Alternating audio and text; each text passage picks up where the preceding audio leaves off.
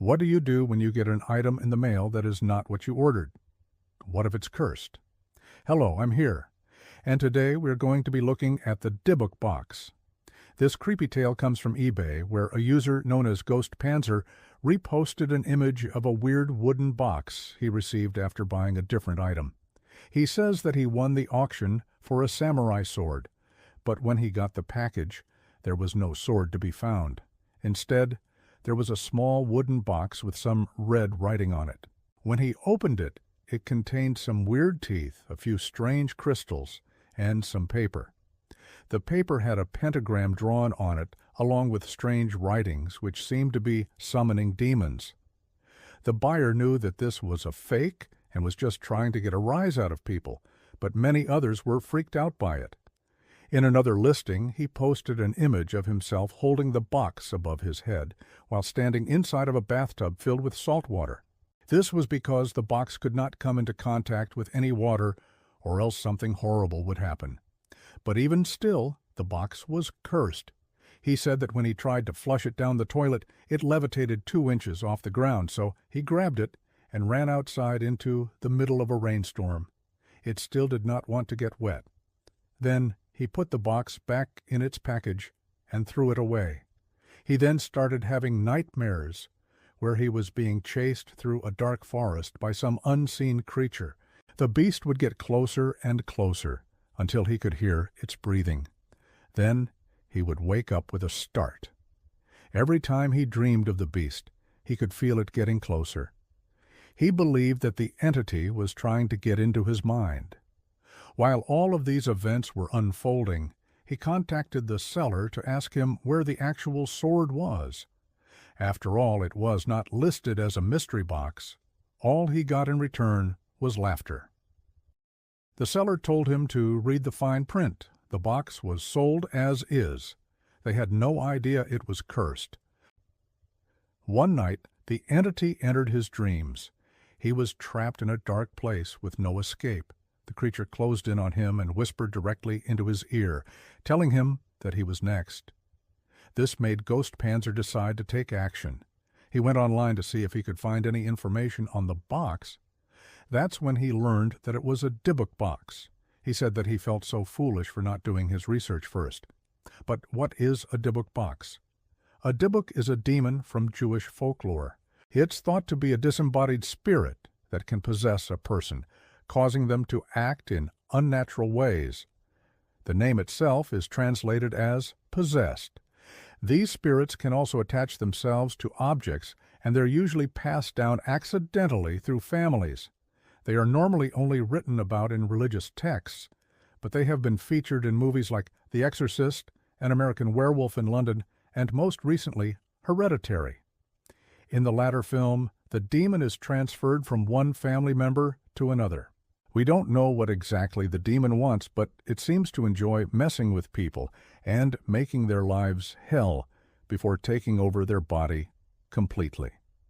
There are many rules that must be followed in order to avoid a Dybbuk's wrath.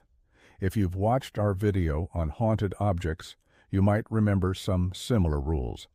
They say that you should never bring a Dybbuk box into your home, especially if you don't believe in demons.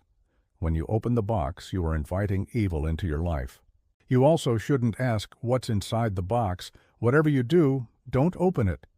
If you absolutely must look inside, make sure that you have holy items nearby, such as a cross or a prayer book. It also helps to bless yourself and the room that you're in before opening the box. Once you close it again, you should seal it with tape and put it away immediately. Never leave it out in the open. No one knows what kind of chaos it could cause. While these tips may help you avoid a Dybbuk's presence, there's no guarantee that you will not be targeted. Even if you aren't interested in playing host to a demonic entity, a Dybbuk will target those who it feels are weak.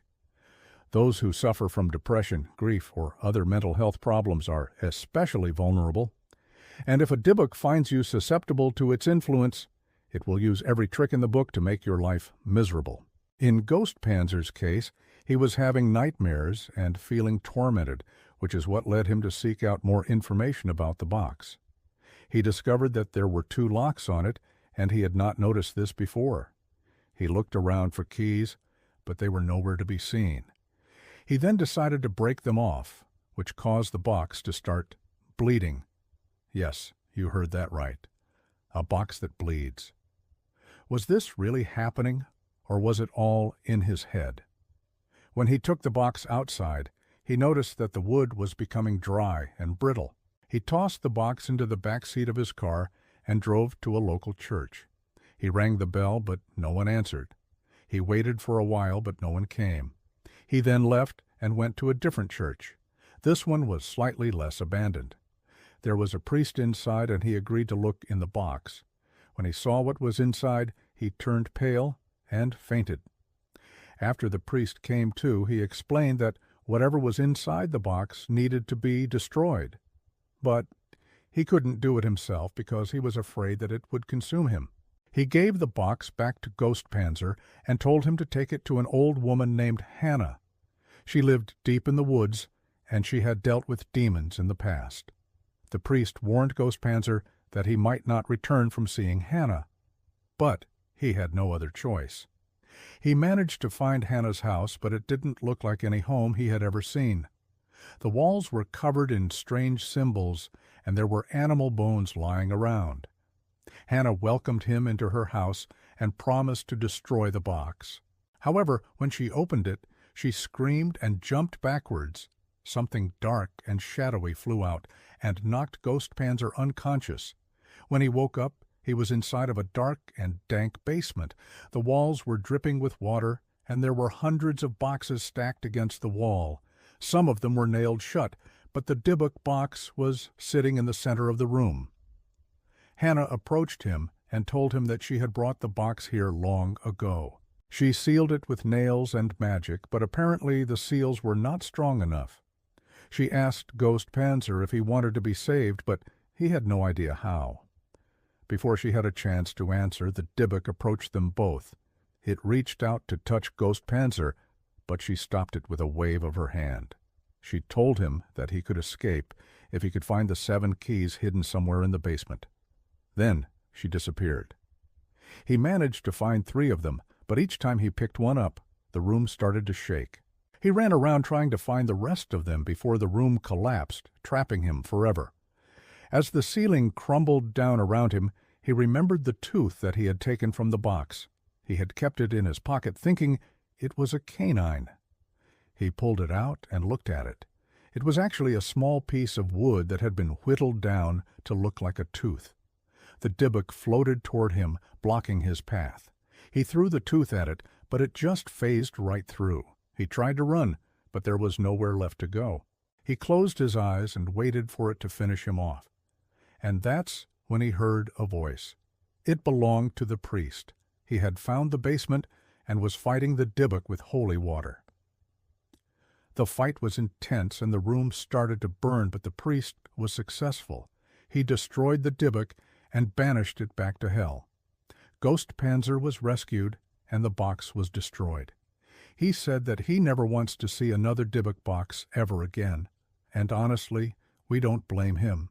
Do you believe in demons? Have you ever encountered one? Let us know in the comments below, and while you're at it, like and subscribe so you don't miss out on any future videos. Thanks for watching.